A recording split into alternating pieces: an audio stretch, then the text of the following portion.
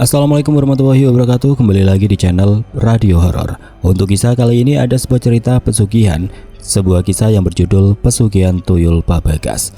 Sebelum kita lanjut ke ceritanya, tekan dulu tombol like video ini dan jangan lupa tekan juga tombol subscribe channel ini. Nyalakan juga lonceng notifikasinya agar tidak ketinggalan cerita-cerita lainnya dari channel ini. Buat teman-teman yang pengen belanja-belanja, nanti silahkan saja klik etalase yang ada di pojok kiri bawah, atau teman-teman bisa kunjungi link pembelian yang ada di kolom deskripsi. Dan seperti apa untuk kisah kali ini, langsung saja kita masuk ke ceritanya.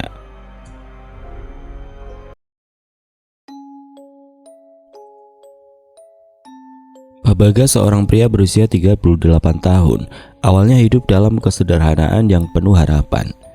Bersama istrinya Fitri yang cantik dan penuh perhatian, mereka tinggal di sebuah rumah kecil di pinggiran desa Karangjati. Rumah itu cukup untuk mereka berdua, meskipun sederhana, namun penuh dengan kebahagiaan. Pak Bagas bekerja sebagai operator mesin di pabrik sepatu yang terletak beberapa kilometer dari rumah mereka. Fitri, istrinya, adalah seorang ibu rumah tangga yang cerdas dan penuh kasih sayang. Mereka baru saja menikah 5 tahun yang lalu, dan meskipun hidup mereka sederhana, mereka merasa cukup bahagia dengan kehidupan yang mereka jalani. Namun kebahagiaan itu mulai bergoyang ketika suatu pagi yang cerah, Pak Bagas mendapat kabar buruk dari pabrik tempatnya bekerja. Ia dipanggil oleh manajer pabrik, Pak Hendra, yang dengan wajah muram memberitahu bahwa seluruh karyawan akan terkena pemutusan hubungan kerja. Pabrik ini sudah tidak lagi bisa beroperasi, Bagas. Semua harus pulang, ujar Pak Hendra sambil menundukkan kepala. Tampak tidak nyaman dengan kabar buruk itu. Jadi saya nggak kerja lagi, Pak? Tanya Bagas dengan suara bergetar. Ia merasa dunia seakan runtuh di hadapannya. Iya Bagas, kamu sudah cukup lama bekerja di sini. Tapi memang kondisi pabrik sudah tidak memungkinkan untuk tetap buka. Kamu harus mencari pekerjaan lain, jawab Pak Hendra dengan wajah penuh penyesalan. Semoga kamu segera mendapat pekerjaan baru. Maaf sekali. Pak Bagas berjalan keluar dari ruang kantor dengan perasaan yang hancur. Di luar, udara pagi yang cerah tidak bisa menghalau rasa kecewa yang menggerogoti hatinya. Apa yang akan terjadi pada hidupnya sekarang? Bagaimana ia akan memberitahu Fitri? Mereka sudah punya rencana untuk membeli rumah baru, untuk membangun masa depan bersama. Semua itu kini tampak seperti angan-angan kosong. Ketika sampai di rumah, Fitri sedang duduk di teras depan, memetik bunga di taman kecil yang mereka tanam bersama. Melihat suaminya yang tampak murung, Fitri segera berdiri dan menghampirinya. Pak, kenapa? Ada apa? Kenapa wajahmu pucat begitu? Tanya Fitri cemas. Bagas menunduk, tidak bisa berkata-kata.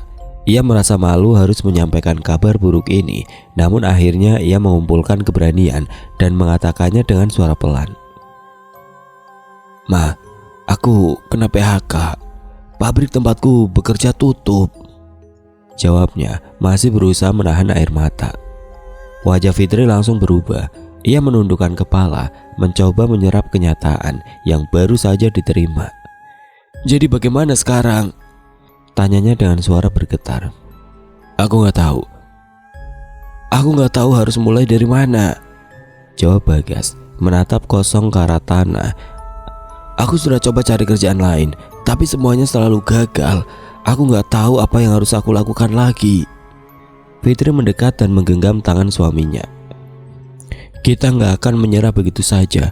Kamu harus tetap berusaha. Kita pasti bisa bangkit bersama. Namun kata-kata Fitri itu tidak cukup mampu menenangkan hati Pak Bagas. Setiap malam ia terjaga dan terbayang betapa banyaknya utang yang harus mereka bayar. Sementara penghasilan mereka tidak kunjung ada. Bagas mulai merasa semakin terperosok dalam kehidupan yang penuh kegagalan. Ia bahkan mulai berpikir bahwa nasib tidak berpihak kepadanya. Semua yang ia usahakan selalu berakhir dengan kegagalan. Seiring berjalannya waktu, Bagas mencoba berbagai macam pekerjaan, mulai dari menjadi tukang ojek online, berjualan sayur keliling, hingga membuka warung kecil di depan rumah. Namun semuanya hanya membawa kerugian. Kadang pelanggan datang, kadang tidak. Kadang dagangannya terjual, kadang juga tidak. Bagas merasa seolah hidupnya dipenuhi dengan kegagalan. Setiap usaha yang dilakukan hanya berakhir dengan rasa frustasi. Fitri yang melihat suaminya semakin terpuruk juga merasa cemas. Ia mencoba untuk tetap mendukung, namun ia juga merasa semakin tertekan dengan keadaan yang tidak kunjung membaik. "Pak, kita harus bagaimana? Aku takut kita akan kehilangan segalanya," ujar Fitri suatu malam ketika mereka duduk bersama di ruang tamu setelah makan malam yang sederhana. "Aku sudah gak tahu lagi. Aku sudah coba segala cara, tapi gak ada yang berhasil. Aku mulai bingung harus bagaimana," jawab Bagas dengan suara penuh keputusasaan. "Mungkin kita memang sudah tidak ditakdirkan untuk bahagia." Di tengah kebingungannya datanglah Anton, seorang teman lama Bagas yang dulu sempat bekerja bersama di pabrik. Anton datang ke rumah Bagas untuk menyapa dan berbagi cerita. Meskipun dulu mereka tidak terlalu dekat, kini Anton datang dengan wajah yang lebih serius. Ia melihat perubahan drastis pada Bagas yang dulu ceria dan penuh semangat, kini menjadi sosok yang tampak tertekan dan penuh kegelisahan. "Bagas, kenapa kelihatannya kamu gak tenang? Ada apa?" tanya Anton sambil duduk di kursi tamu. "Ton, kamu gak ngerti. Aku sudah coba semua cara, tapi gak ada yang berhasil. Aku gak bisa memberikan yang terbaik untuk Fitri," jawab Bagas dengan suara serak. Anton mengangguk pelan, kemudian mengeluarkan sesuatu dari dalam tasnya.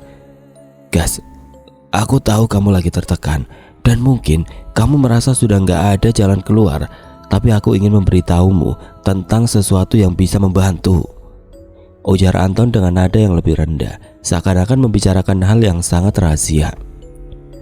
Bagas menatap Anton dengan penuh perhatian. "Apa itu?"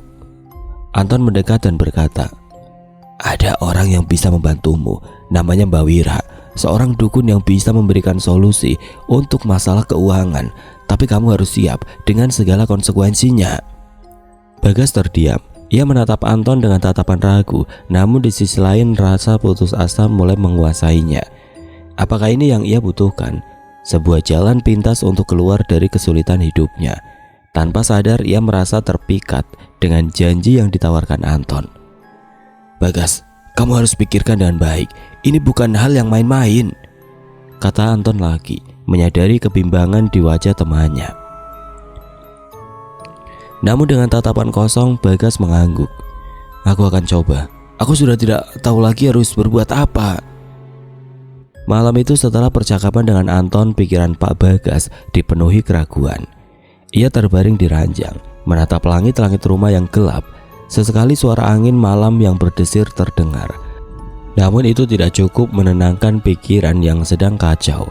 Keputusan untuk bertemu dengan Mbak Wira, sang dukun yang katanya bisa memberinya jalan keluar, semakin mengganggu pikirannya. Bagas merasa seperti sudah tidak punya pilihan lagi. Tapi hatinya masih ragu, apakah ini benar-benar jalan keluar atau malah jalan menuju kehancuran lebih dalam. Fitri yang terjaga di sebelahnya melihat suaminya gelisah.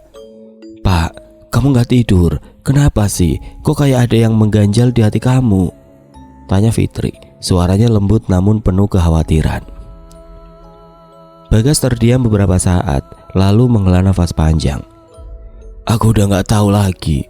Aku rasa aku butuh bantuan. Teman lama aku Anton bilang kalau ada dukun yang bisa bantu, tapi aku gak tahu harus bagaimana. Aku takut kalau ini malah bahaya buat kita," jawab Bagas. Matanya tetap menatap ke arah pintu yang tertutup rapat. Fitri mengerutkan kening, tampak bingung dengan apa yang sedang dipikirkan suaminya. "Dukun, kamu yakin? Jangan sampai malah menambah masalah ya. Aku gak mau kalau kita malah terseret ke jalan yang salah," kata Fitri dengan nada tegas. Bagas menarik nafas panjang, merasa dilema dalam dirinya semakin berat. "Aku gak tahu lagi. Semua usaha kita untuk bertahan itu gak berhasil. Aku hanya ingin kita hidup lebih baik. Aku tahu kalau kita terus-terusan begini, kita gak akan pernah punya masa depan." Fitri menggenggam tangan suaminya, mencoba memberikan sedikit ketenangan. kamu sudah berusaha keras ya. Jangan sampai kita kehilangan prinsip hanya karena keputusasaan. Kita harus tetap ingat bahwa ada jalan keluar lain yang lebih baik daripada jalan pintas, ujar Fitri. Matanya menatap dalam-dalam ke arah suaminya, berharap bisa menenangkan hatinya. Namun keesokan harinya rasa gelisah itu kembali menghantui Bagas. Ia tidak bisa menahan keinginannya untuk menemui Mbak Wira. Entah mengapa kata-kata Anton begitu menggoda, seolah memberikan harapan di tengah keputusasaannya. Ia merasa Mbak Wira mungkin bisa memberikan sesuatu yang lebih dari sekedar harapan kosong. Siang itu Bagas berjalan menuju rumah Anton yang terletak tidak jauh dari desanya. Ia merasa langkahnya berat, namun di sisi lain ada dorongan kuat yang membuatnya terus melangkah. Saat sampai di rumah Anton, ia disambut dengan senyuman tipis oleh temannya itu. "Bagas, kamu datang juga ya?" kata Anton sambil mempersilahkan masuk. Bagas mengangguk pelan. "Iya Anton, aku udah gak tahu lagi. Ini satu-satunya jalan yang tersisa." Mereka duduk di ruang tamu rumah Anton yang sederhana namun rapi. "Jadi kamu udah siap buat ketemu Mbak Wira?" tanya Anton, tatapannya serius. Bagas menatapnya sejenak lalu mengangguk. "Aku gak punya pilihan lain Anton. Aku takut kehilangan semuanya. Tapi gimana caranya?" Anton mengeluarkan selembar kertas dari saku jaketnya. "Ini alamatnya. Mbak Wira tinggal di desa sebelah, di ujung hutan. Kamu harus hati-hati. Katanya Mbak Wira ini orang yang sangat berpengalaman, tapi ada banyak aturan yang harus dipatuhi." Bagas menerima kertas itu dengan tangan gemetar. Di dalam hatinya ia merasa campur aduk antara rasa takut dan harapan yang membuncah. "Aku cuma mau agar hidup kita berubah Anton. Aku nggak tahu harus gimana lagi." "Ya sudah, kalau kamu sudah yakin, ayo berangkat besok pagi. Tapi ingat, jangan sampai kamu melanggar apapun yang Mbak Wira katakan. Kalau enggak, bisa bahaya," kata Anton memperingatkan Bagas. Keesokan harinya pagi-pagi sekali Bagas berangkat menuju rumah Mbak Wira yang terletak di tengah hutan. Perjalanan itu terasa jauh dan menegangkan karena ia harus melewati jalan setapak yang terjal dan hampir tidak ada orang yang lewat. Di sepanjang perjalanan hanya suara burung-burung hutan dan desiran angin yang terdengar. Makin lama suasana semakin sunyi dan mencekam. Sesampainya di rumah Mbak Wira, Bagas melihat sebuah rumah tua yang terbuat dari kayu dengan halaman yang dipenuhi tanaman liar. Bagas berdiri di depan pintu dan mengetuknya pelan. Tidak lama kemudian seorang pria tua dengan tubuh keriput dan rambut putih panjang membuka pintu. "Selamat datang nak, kamu pasti Bagas kan?" Suara Mbak Wira terdengar berat namun penuh dengan ketenangan. Bagas hanya bisa mengangguk, merasa cemas dan terhanyut dalam aura misterius yang ada di sekitar rumah itu. "Mbak, saya datang untuk minta bantuan," ujarnya pelan. Mbak Wira mengamati Bagas dari atas ke bawah, seakan menilai apa yang ada dalam hatinya. "Bantuan apa yang kamu butuhkan nak? Ceritakan semua yang terjadi dan aku akan mendengarkan." Dengan suara yang agak gemetar, Bagas mulai bercerita tentang hidupnya yang terpuruk, tentang bagaimana ia merasa kehilangan harapan, dan bagaimana ia terpaksa datang ke tempat ini untuk mencari jalan keluar. Mbak Wira mendengarkan dengan seksama tanpa menginterupsi. "Jadi kamu ingin hidup yang lebih baik dengan cara yang cepat kan?" tanya Mbak Wira, matanya menatap tajam ke arah Bagas. Bagas merasa sedikit terkejut, namun ia tetap mengangguk. "Iya mbak, saya nggak tahu harus bagaimana lagi." Mbak Wira tersenyum tipis lalu berkata, "Baiklah nak, jika kamu benar-benar menginginkan kekayaan dan jalan hidup yang lebih baik, ada cara untuk mencapainya, tapi kamu harus siap dengan konsekuensinya." Bagas mengangguk pelan. Meskipun hatinya semakin berat, ia sudah berada di ujung kesulitan, dan keputusan untuk melangkah lebih jauh ke dunia yang gelap semakin terasa seperti satu-satunya jalan. Bagas duduk di kursi kayu tua yang ada di ruang tamu rumah Mbak Wira. Matanya menatap lantai yang sudah usang, sementara pikirannya berpacu dengan keputusannya. Hatinya sudah tidak bisa kembali lagi. Sesaat Bagas berpikir untuk mundur, namun dorongan kebutuhan akan uang yang mendesak jauh lebih kuat. Ia ingin memperbaiki kehidupan keluarganya dan ia merasa ini adalah satu-satunya cara. Mbak Wira yang duduk di depannya tiba-tiba mengalihkan pandangannya keluar jendela. Nah, hidup ini memang penuh dengan pilihan. Kamu datang kemari bukan tanpa alasan. Setiap keputusan punya harga yang harus dibayar, ujarnya dengan suara berat yang terdengar lebih seperti peringatan daripada nasihat. Jadi apa yang harus saya lakukan, Mbah? Tanya Bagas sedikit gugup. Matanya tidak berani menatap langsung wajah Mbak Wira. Bagas menundukkan kepala, merasa cemas dengan apa yang akan dikatakan dukun tua itu. Mbak Wira menghela nafas panjang. Ada ritual yang harus kamu jalani. Ini bukan hal biasa. Kamu akan mendapatkan apa yang kamu inginkan, kekayaan yang kamu dambakan. Tapi ada aturan yang harus dipatuhi. Aturan? Apa maksudnya, Mbah? Tanya Bagas semakin bingung dan khawatir. Mbak Wira menggerakkan tangannya pelan, seolah-olah mengusir kekhawatiran yang menggantung di udara. Kamu akan memiliki kekayaan yang melimpah, tapi untuk itu kamu harus memberi sesuatu yang tidak bisa dikembalikan. Ada makhluk yang akan datang membantumu, tuyul. Mereka yang akan bekerja untukmu. Kamu akan mendapatkan apa yang kamu inginkan, namun kamu harus siap membayar harga. Setiap malam kamu harus memberi mereka susu yang mereka butuhkan. Bagas mendengus, pikirannya berputar. Tuyul?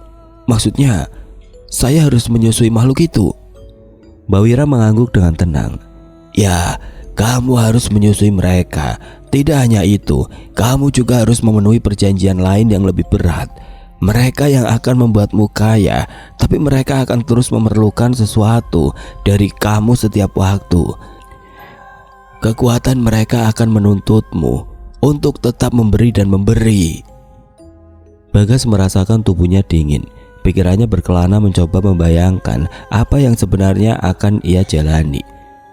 Tapi apa konsekuensinya, Mbah, jika saya tidak memenuhi semua ini? Konsekuensinya sangat berat, nak. Jika kamu tidak mematuhi aturan, tuyul itu akan kembali dengan cara yang lebih buruk.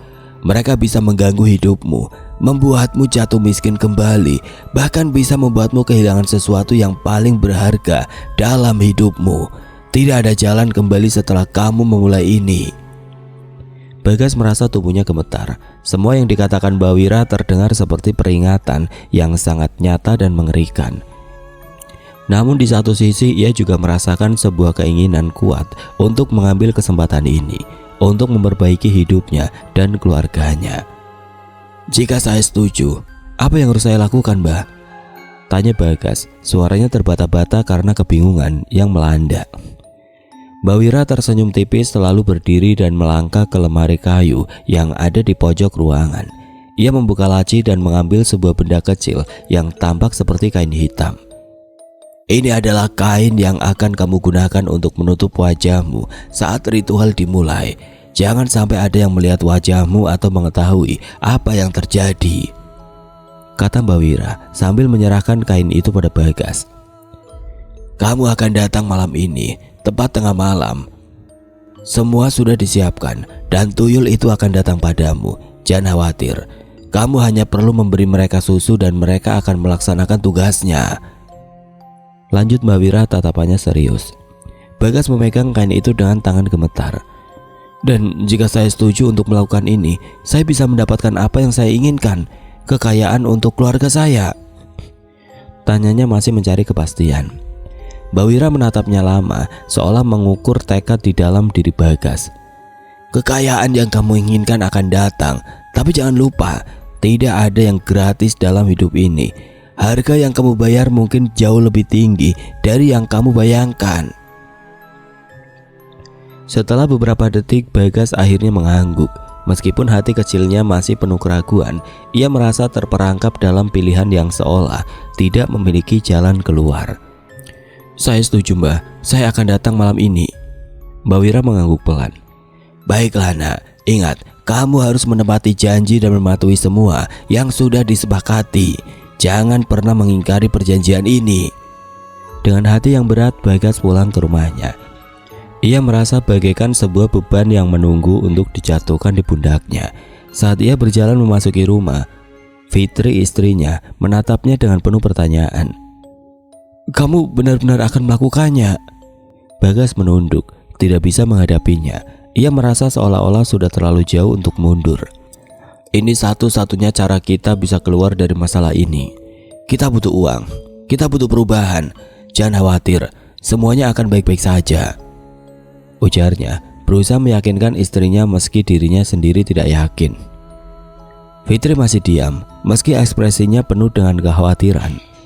"Aku gak tahu. Aku takut ini akan membawa malapetaka. Jangan sampai kita salah langkah ya." Namun Bagas tidak menggubrisnya. Ia merasa sudah tidak ada pilihan lain. Keputusan sudah diambil dan ia tidak bisa mundur lagi. Malam harinya Bagas bersiap untuk pergi ke rumah Mbak Wira. Ia mengenakan kain hitam yang diberikan Mbak Wira dan melangkah keluar rumah dengan hati yang bimbang. Langkahnya terasa semakin berat, namun rasa takut dan keputusasaan lebih menguasainya. Saat ia melangkah ke tengah malam yang gelap, tidak ada yang bisa menghentikan keputusan yang sudah diambilnya. Pagi itu Bagas terbangun dengan perasaan yang aneh. Biasanya setelah semalaman begadang memikirkan nasib hidupnya, tubuhnya terasa lelah dan otaknya penuh dengan kecemasan. Tapi kali ini tubuhnya terasa ringan, seperti ada yang mengalirkan energi baru ke dalam dirinya. Ketika dia bangun dan membuka mata, pandangannya langsung tertuju pada kalender di dinding. Hari ini adalah hari yang berbeda, hari yang penuh dengan harapan baru. Tiba-tiba telepon genggamnya berdering. Bagas mengangkatnya tanpa melihat siapa yang menelpon. "Halo?" jawabnya dengan suara berat. "Pak Bagas, ini Pak Jono dari pabrik. Kami ingin memberitahu kalau ada kesempatan baru untuk Anda. Kami akan ambil alih beberapa kontrak dan butuh orang dengan keahlian Anda. Gaji cukup besar, Pak. Kalau Anda mau, silakan datang ke kantor hari ini untuk pembicaraan lebih lanjut," kata suara di ujung sana. Bagas terdiam sejenak, tidak percaya dengan apa yang baru saja didengarnya. Kontrak besar, gaji tinggi. Bukankah dia baru saja di PHK dari pabrik itu? Kejutan itu membuat jantungnya berdetak kencang. Tanpa menunggu lama, Bagas langsung mengiyakan. "Baik Pak, saya akan datang," jawab Bagas. Suaranya agak tergetar oleh kebahagiaan yang tiba-tiba datang. Sesampainya di kantor, dia disambut dengan hangat oleh Pak Jono, atasannya yang dulu. "Bagas, kami senang kamu datang. Kami percaya kemampuanmu. Ini adalah kesempatan besar loh. Kami ingin kamu memimpin proyek besar ini." Mata Bagas berbinar. Semua yang ia dambakan akhirnya datang juga, bahkan lebih cepat dari yang ia harapkan. Pekerjaan yang dulu terasa berat kini datang dengan bayaran yang lebih tinggi. Bagas merasa dirinya sudah terangkat dari jurang kemiskinan. Hari demi hari kehidupan Bagas berubah drastis. Gaji yang diterimanya jauh lebih besar dari sebelumnya. Uang yang datang begitu banyak hingga ia bisa membeli barang-barang yang selama ini hanya ia impikan. Mobil baru, rumah lebih besar, dan segala kemewahan mulai menghampirinya. Bahkan dia tidak perlu lagi berpikir tentang utang dan tagihan yang menumpuk. Namun ada satu hal yang mulai mengganggu pikirannya. Setiap malam saat ia duduk di kursi sambil memandangi tumpukan uang yang ada di meja, sebuah perasaan kosong selalu datang menghampiri. Perasaan yang tidak bisa dijelaskan dengan kata-kata. Bagas merasa ada yang tidak beres, namun ia tidak bisa menolak kenyataan. Kekayaan datang begitu cepat, secepat itu pula rasa cemas datang menyusup. Di malam hari saat ia sedang duduk di ruang keluarga, Fitri datang menghampirinya.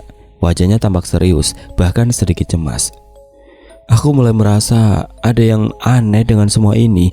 Kita kaya, iya, tapi kenapa aku merasa ada sesuatu yang mengintai kita?" Bagas mendongak, menatap istrinya yang tampak khawatir. "Jangan khawatir, kita punya banyak uang. Ini kesempatan yang sangat baik untuk keluarga kita. Semua ini berkat kerja keras dan proyek baru yang saya dapatkan." Tapi entah kenapa kata-katanya sendiri terdengar tidak meyakinkan. Fitri menatapnya ragu-ragu. "Aku tahu kamu sudah berusaha keras, tapi ini terlalu cepat, terlalu mudah. Aku takut ada yang salah. Apa yang sebenarnya kamu lakukan?" Bagas terdiam. Dia tidak tahu harus menjelaskan apa. Segalanya terjadi begitu cepat dan pada saat yang bersamaan. Ia juga merasa ada sesuatu yang tidak bisa dijelaskan. Meskipun hidup mereka semakin baik, perasaan gelisah itu tidak kunjung hilang. Hari berikutnya Bagas kembali ke rumah Mbak Wira, bertemu dengan dukun tua itu. "Mbah, saya sudah mendapatkan semuanya, tapi kenapa saya merasa tidak tenang? Ada yang tidak beres dengan semua ini." Mbak Wira hanya tersenyum tipis. "Itu wajar, nak. Kesuksesan datang dengan harga yang harus kamu bayar. Tuyul yang kamu pelihara sudah mulai bekerja dengan baik. Tapi ingat, mereka tidak akan selamanya setia.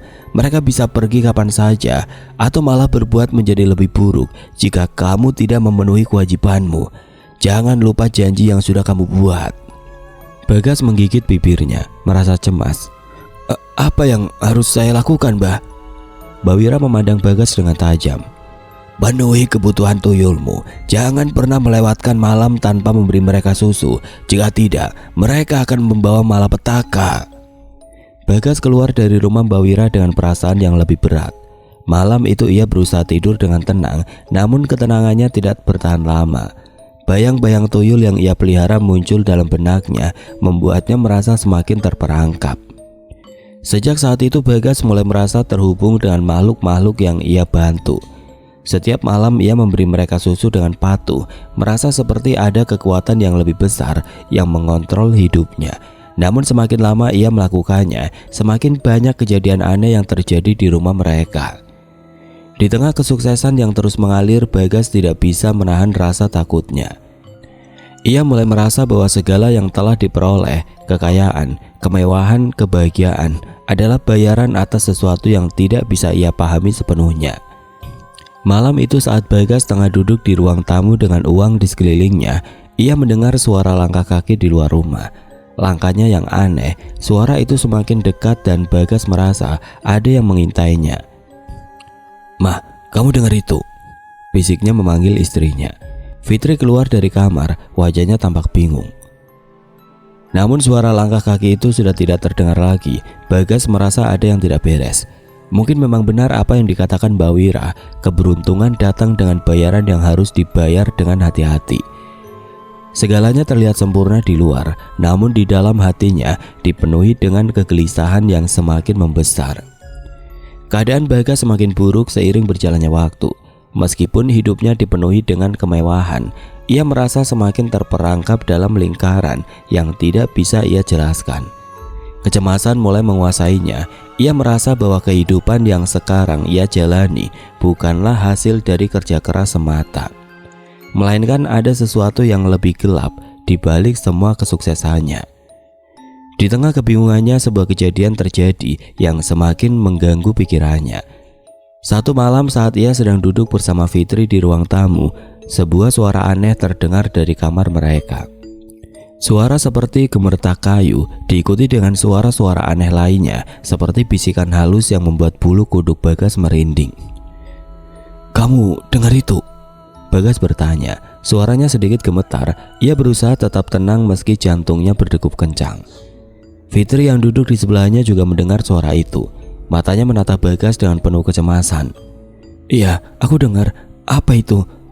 Ada yang aneh." Mereka berdua memutuskan untuk memeriksa, berjalan menuju kamar dengan langkah pelan. Ketika pintu kamar dibuka, mereka mendapati sebuah pemandangan yang membuat keduanya terkejut. Di tengah ruangan ada sebuah patung kecil, sebuah patung tuyul yang terlihat aneh. Matanya tampak hidup dan berkilat, meski patung itu sudah lama tidak bergerak. Tuyul itu yang selama ini mereka pelihara dan berikan susu setiap malam, tiba-tiba muncul begitu saja di tengah-tengah kamar mereka. Meski Bagas merasa sudah memberi mereka segalanya sesuai perjanjian, jantungnya berdegup kencang. Dalam ketakutannya, Bagas menyadari satu hal, sesuatu yang sangat mengerikan. "Tuyul itu, mereka meminta tumbal," pikir Bagas dalam hati. Meskipun ia berusaha menepis pikiran itu, tapi dalam sekejap pikiran itu semakin kuat menguasai dirinya. Ia ingat kata-kata Mbak Wira, "Tuyul itu harus diberi tumbal, kalau tidak mereka akan mengambil sesuatu yang lebih besar dari hidupmu." Sore harinya setelah kejadian malam itu, Bagas merasa semakin tertekan. Setiap malam suara-suara aneh semakin sering terdengar. Terkadang ia mendengar langkah-langkah kecil yang berlarian di sekitar rumah. Bahkan kadang-kadang ia merasa ada yang mengintainya dari balik jendela rumah. Tidak hanya itu, rasa cemas yang terus-menerus hadir semakin membuatnya tidak nyaman. Ia merasa ada sesuatu yang mengawasi dirinya dan Fitri. Di sisi lain, Fitri mulai menunjukkan perubahan yang mencurigakan. Badannya semakin lemas, matanya tampak seperti kehilangan cahaya. Pada awalnya Bagas berpikir itu hanya kelelahan biasa. Tapi seiring waktu, ia mulai merasa bahwa ada yang tidak beres setiap kali ia menanyakan keadaan Fitri. Istrinya hanya menjawab dengan suara lemah dan tidak berbinar seperti biasanya. "Pak, aku merasa seperti ada yang mengendalikan tubuhku. Aku merasa aku tidak bisa menghindar dari semua ini," kata Fitri, suaranya pelan dan penuh kecemasan. Bagas yang mendengar itu mulai merasa khawatir. Ia menyadari bahwa semua ini bukanlah hal yang bisa ia atasi sendirian. Namun keinginannya untuk mempertahankan kekayaan yang diperoleh dengan mudah mengalahkan suara hatinya yang gelisah. Ia terus memberi susu kepada tuyul setiap malam dan mencoba untuk tidak berpikir terlalu banyak tentang peringatan-peringatan yang ia dengar. Namun malam berikutnya kejadian yang lebih mengerikan terjadi. Fitri yang semula tampak lemah tiba-tiba terbangun dengan mata yang melotot dan mulutnya mengeluarkan suara-suara aneh, tidak seperti biasanya. Bagas panik melihat istrinya dalam keadaan seperti itu. Ia mencoba membangunkan Fitri, tetapi tubuh istrinya terkulai tidak bergerak. Rasa takut yang mencekam membuat Bagas hampir gila. Ia mencoba menyentuh tubuh istrinya, namun Fitri terasa dingin dan kaku. Tiba-tiba pintu kamar terbuka dengan sendirinya. Bagas menoleh dan di sana, di ujung pintu, terlihat sosok kecil dengan mata besar yang mengerikan. Tersenyum lebar membawa sesuatu dalam tangan kecilnya. Itu adalah tuyul, tapi kali ini wajahnya tampak berbeda, lebih menakutkan. Dengan mata yang berkilat liar, tuyul itu mulai melangkah mendekat ke arah Fitri. "Fitri!" teriak Bagas, melangkah maju, tetapi tubuhnya terasa berat dan sulit bergerak. Suara Fitri yang mengerang semakin keras, sementara tuyul itu semakin mendekat. Dalam kegelapan, sekelebat bayangan itu tiba-tiba menghilang, dan semuanya menjadi sunyi. Fitri terjatuh ke lantai, tubuhnya yang lemah seolah tidak memiliki kekuatan lagi. Bagas panik dan tidak tahu apa yang harus dilakukan. Semua yang ia takutkan kini menjadi kenyataan. Segala kekayaan yang ia raih, semuanya tampak tidak berarti ketika melihat keadaan istrinya yang sekarat seperti ini. "Apa yang harus aku lakukan?" teriaknya dengan putus asa. "Apa yang telah aku lakukan?" Keesokan harinya Bagas pergi menemui Mbak Wira, berharap bisa mendapatkan solusi untuk semua masalah yang ia hadapi. "Mbak, tolong, Fitri terbaring lemah dan aku tidak tahu harus berbuat apa. Aku sudah memenuhi semua perjanjian, kenapa ini bisa terjadi?" Mbak Wira menatapnya dengan tajam. "Tumbal yang diminta belum lengkap. Kamu harus memberi mereka lebih dari sekedar apa yang kamu berikan. Sesuatu yang lebih besar, dan itu harus segera dilakukan. Kalau tidak, semuanya akan hancur." Bagas merasa dunia seakan runtuh di hadapannya. Ia terjebak dalam lingkaran yang tidak bisa ia lepaskan. Semua kesuksesan yang datang begitu cepat, semua itu harus dibayar dengan harga yang jauh lebih mahal. Di malam yang gelap dan mencekam itu, Bagas tahu bahwa tidak ada lagi jalan kembali. Pagi itu Bagas merasa tubuhnya berat, pikirannya kacau balau. Meski segala upaya telah dilakukan, namun kenyataan tentang kekayaan yang ia peroleh secara cepat dan tanpa usaha yang wajar kini terbalik menjadi kutukan. Wajah Fitri yang semula penuh cahaya kini hanya menyisakan keriput ketakutan. Tubuhnya lemas tidak berdaya. Ia tahu waktu istrinya tidak akan lama lagi. Dan ia, Bagas, yang dulu yakin bahwa pesugihan adalah jalan keluar dari kemiskinan, kini menghadapi kenyataan pahit bahwa ia terjebak dalam jerat yang lebih besar daripada yang bisa ia bayangkan. Ketika ia duduk di dekat tempat tidur, pikirannya kembali teringat pada perkataan Mbak Wira. Bagas tahu perjanjian dengan tuyul itu seharusnya tidak terhenti sampai di sini. Ia harus memenuhi syarat lainnya, sesuatu yang jauh lebih mengerikan. Namun di dalam kegelapan pikirannya, ada satu hal yang menggigit lebih dalam daripada rasa takutnya. Apa yang sebenarnya diminta oleh Mbak Wira? Kenapa semua ini terasa semakin buruk? Bagas mulai merasa menyesal, tapi rasa penyesalan itu datang terlambat. Saat ia duduk termenung, sebuah suara mengetuk pintu rumahnya. Ia menoleh, ragu untuk membuka. Ketika pintu akhirnya dibuka, berdiri di ambang pintu seseorang yang tidak dikenal, seorang lelaki tua dengan pakaian sederhana. Matanya tajam, tapi ada sesuatu yang sangat akrab dalam pandangannya. Itu adalah Ustadz Ali, seorang ustadz yang terkenal di desa mereka. "Ada apa Pak Ustadz?" tanya Bagas, merasa tidak enak dengan kedatangan sang ustadz. Ustadz Ali menatapnya dengan tatapan yang dalam, seolah tahu apa yang sedang terjadi.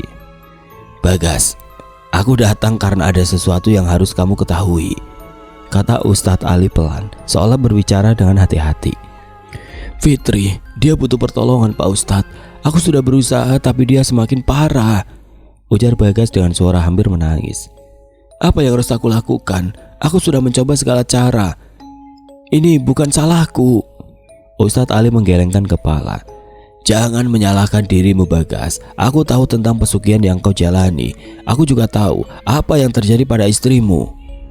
Bagas merasa tubuhnya kaku mendengar kata-kata itu. "Apa maksud Pak Ustadz?" tanyanya dengan ragu. Ustadz Ali melangkah masuk dan duduk di dekat tempat tidur Fitri.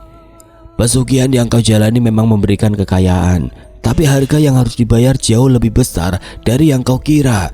Itulah mengapa sekarang Fitri berada dalam keadaan ini. Mungkin selama ini kamu tidak tahu apa yang sebenarnya diminta oleh tuyul-tuyul itu," jelas Ustadz Ali dengan tegas. Bagas tercengang. "Apa yang diminta? Apa yang salah Pak Ustadz?" Ustadz Ali menghela nafas panjang. "Bagas, kamu harus tahu bahwa dalam setiap perjanjian seperti ini ada syarat yang harus dipenuhi. Dan untuk pesugihan tuyul, mereka tidak hanya meminta uang atau harta benda, mereka juga ingin darah, jiwa, atau bahkan nyawa manusia sebagai tumbal. Mereka ingin hidup yang mengalir dengan cara mereka sendiri. Dan yang lebih mengerikan, mereka memilih siapa yang harus menjadi korban." Seketika itu juga Bagas merasa tubuhnya lemas. Ia memandang Fitri yang terbaring lemah dan pikirannya melayang. "Fitri, apakah ini semua salahku?" gumamnya, suaranya tercekat. Ustadz Ali mengangguk pelan. "Bukan hanya kamu Bagas, tapi perjanjian itu tidak seharusnya dilakukan oleh siapapun. Tidak ada jalan keluar yang mudah dari pesugihan. Tapi kamu masih punya kesempatan untuk mengubah semuanya. Jika kamu ingin menyelamatkan istrimu, ada satu hal yang harus dilakukan." Bagas menatap Ustadz Ali dengan penuh harap. "Apa itu Pak Ustadz? Apa yang harus saya lakukan?" Ustadz Ali memandangnya dengan penuh kesungguhan. "Kamu harus menghentikan perjanjian ini. Kamu harus membatalkan semuanya. Jika tidak, tuyul itu akan mengambil lebih banyak korban dan semuanya akan hancur, termasuk Fitri." Bagas hampir tidak bisa menahan emosinya. Ia merasakan kepedihan yang luar biasa, seolah ada yang menghancurkan hatinya setiap kali ia berpikir tentang kehilangan Fitri. Namun ia juga tahu jika ia terus melanjutkan, segala yang telah ia bangun akan musnah begitu saja. "Apa yang harus saya lakukan Pak Ustadz?" tanya Bagas hampir putus asa. Ustadz Ali menatapnya dengan penuh keyakinan. "Ada satu cara untuk menghentikan semuanya. Kamu harus pergi ke tempat Mbak Wira dan dengan tulus memohon agar perjanjian itu dibatalkan. Kembalikan apa yang telah kamu ambil dari mereka dan pastikan tidak ada darah yang tertumpah lagi. Itu satu-satunya cara untuk mengakhiri kutukan ini." Bagas menatap Fitri dengan mata berkaca-kaca. "Aku harus melakukan kan? Untuk Fitri." Ustadz Ali mengangguk pelan. "Iya Bagas, ini adalah ujian yang harus kamu hadapi. Jangan biarkan semua yang telah terjadi menghancurkan hidupmu. Ambil keputusannya sekarang, sebelum semuanya terlambat." Bagas mengangguk, dan dengan langkah mantap ia memutuskan untuk pergi ke rumah Mbak Wira. Ia tahu ini adalah langkah terakhirnya untuk membebaskan dirinya dan istrinya dari ikatan pesugihan yang mengerikan itu. Namun meski ada harapan, ia tahu harga yang harus ia bayar mungkin jauh lebih besar dari yang ia perkirakan. Tapi satu hal yang pasti, ia tidak akan membiarkan Fitri menjadi korban lagi. Bagas menatap jalanan di depannya dengan langkah penuh tekad. Malam itu udara terasa dingin dan bintang-bintang yang biasanya bersinar terang seakan tersembunyi di balik awan hitam. Hatinya gelisah, namun ia tahu bahwa tidak ada jalan lain. Setelah percakapan panjang dengan Ustadz Ali, ia memahami bahwa langkah pertama yang harus ia ambil adalah menghentikan perjanjian jahat itu. Malam itu ia berjalan sendirian menuju rumah Mbak Wira, sang dukun yang telah memberi jalan untuk pesugihan yang kini mengerikan. Langkahnya berat, pikirannya dipenuhi rasa bersalah dan penyesalan, namun ia tahu ini adalah jalan satu-satunya. Jika tidak, ia akan kehilangan Fitri selamanya, dan lebih buruk lagi, ia mungkin akan kehilangan dirinya sendiri. Setibanya di rumah Mbak Wira, Bagas berdiri di depan pintu kayu tua yang sudah lapuk termakan usia. Ia mengetuk pintu dengan tangan gemetar. Tidak lama suara berat terdengar dari dalam, diikuti oleh langkah kaki yang mendekat. Pintu terbuka dan Mbak Wira muncul dengan tatapan tajam yang tidak pernah berubah. "Bagas, kenapa datang malam-malam begini?" tanya Mbak Wira sambil memandangnya dengan tajam, seolah tahu apa yang akan dilakukan Bagas. Bagas menarik nafas dalam-dalam, mengumpulkan keberanian. "Mbah, aku ingin membatalkan perjanjian ini. Aku ingin mengembalikan semuanya. Aku ingin menghentikan semua ini, terutama untuk Fitri," katanya dengan suara terbata-bata. Mbak Wira terdiam sejenak lalu tertawa kecil. "Bagas, kamu tahu apa yang kamu katakan? Perjanjian ini tidak bisa dibatalkan begitu saja. Kalian sudah terikat dan tidak ada cara untuk melepaskan diri dari ikatan ini." Bagas merasa hatinya terjerat semakin dalam. "Aku tidak peduli, Mbah. Aku tidak ingin kehilangan Fitri. Aku tidak ingin anak-anak kami menderita. Aku datang untuk menghentikan semuanya. Aku akan mengembalikan apa yang telah kami ambil, apapun itu." Bagas hampir berteriak, emosinya mulai pecah. Mbak Wira mendekatkan wajahnya ke wajah Bagas. "Tentu Bagas, kamu bisa pergi. Tapi ingat, jika kamu membatalkan perjanjian ini, semuanya akan berbalik padamu. Kamu tahu betul apa yang harus dibayarkan." Suaranya rendah dan penuh ancaman. Bagas menggertakkan gigi, berusaha menahan ketakutan yang mulai merayapi tubuhnya. "Aku siap menerima apapun. Cukup, hentikan penderitaan Fitri." Tanpa berkata lebih, Mbak Wira memalingkan wajahnya dan masuk kembali ke dalam rumah. Bagas mengikuti dengan perasaan campur aduk. Di dalam, lampu minyak temara memberi kesan angker. Mbak Wira duduk di sebuah meja kayu yang terlihat sudah usang, mengambil sebilah pisau kecil dan mulai menggoreskan sesuatu di atas kain kuno yang terhampar di meja. "Apa yang kamu lakukan, Mbah?" tanya Bagas dengan suara bergetar. Mbak Wira hanya tersenyum tipis. "Menyiapkan segala yang perlu untuk membatalkan perjanjian ini. Tapi kamu harus siap, Bagas. Semua yang kamu ambil harus dikembalikan, termasuk darah. Kamu harus membayar harga yang telah ditentukan." Bagas mencerna setiap kata yang keluar dari mulut Mbak Wira. Sebuah perasaan mencekam menyelimuti dirinya. Semua yang selama ini ia anggap sebagai jalan keluar kini terasa menjadi racun yang akan merusak semuanya. Mbak Wira menyuruhnya duduk dan mempersiapkan dirinya. Bagas menuruti tanpa banyak bicara, hanya berharap semuanya bisa selesai malam itu juga. Namun di dalam hati ia merasa ada sesuatu yang tidak beres, sesuatu yang jauh lebih besar dari yang bisa ia bayangkan. Saat Mbak Wira mulai melantunkan doa-doa dengan suara yang aneh, terdengar suara keras dari luar rumah. Bagas merasa keringat dingin mengalir di punggungnya. Suara itu semakin mendekat dan tiba-tiba pintu terbuka dengan keras. Di ambang pintu berdiri Fitri, wajahnya pucat pasi, matanya terbelalak dan seluruh tubuhnya tampak seperti terguncang. "Fitri, apa yang terjadi?" Bagas berlari mendekati istrinya yang terlihat aneh. Tubuhnya gemeteran dan nafasnya terengah-engah. Namun sebelum Bagas sempat menyentuhnya, Fitri mendekat dan berbicara dengan suara yang bukan miliknya. "Kau akan membayar semuanya, Bagas. Kau telah mengkhianati kami. Semuanya akan kembali padamu dan kau akan menyesal." Suara itu terdengar seperti rintihan tuyul yang telah lama terpendam. Mbak Wira menatap Fitri dengan tatapan yang kosong. "Kalian memang sudah terperangkap. Ini tidak bisa diubah begitu saja. Kalian harus membayar dengan harga yang lebih tinggi." Bagas tersungkur ke lantai, merasa dunia seakan runtuh di sekelilingnya.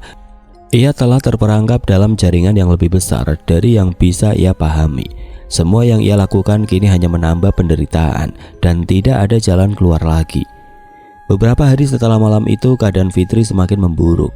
Ia jatuh sakit, tubuhnya semakin kurus dan lemah. Begitu banyak yang sudah terjadi, dan Bagas hanya bisa menatap dengan rasa takut yang tidak terungkap.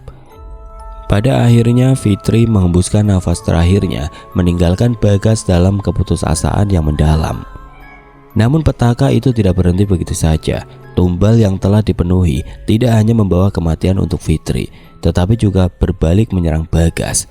Tubuhnya mulai mengalami gejala aneh, seperti tubuhnya diserang penyakit yang tidak bisa dijelaskan. Setiap malam ia merasa ada yang mengawasi dan suara-suara aneh terdengar dari tempat yang gelap. Hari-hari berlalu dan Bagas akhirnya merasakan betapa kejamnya akibat dari pesugihan yang telah ia pilih. Semua kekayaan yang pernah ia rasakan kini terasa seperti beban berat yang membuatnya tenggelam dalam penderitaan. Ia sadar, meski ia berusaha untuk membatalkan perjanjian itu, tidak ada jalan untuk kembali, semua sudah terlambat. Bagas akhirnya ditemukan tewas dengan cara yang sangat mengerikan. Tubuhnya seperti digerogoti oleh sesuatu yang tidak tampak. Warga desa yang sempat mengenal dirinya hanya bisa berbisik tentang kutukan yang menimpa keluarga itu.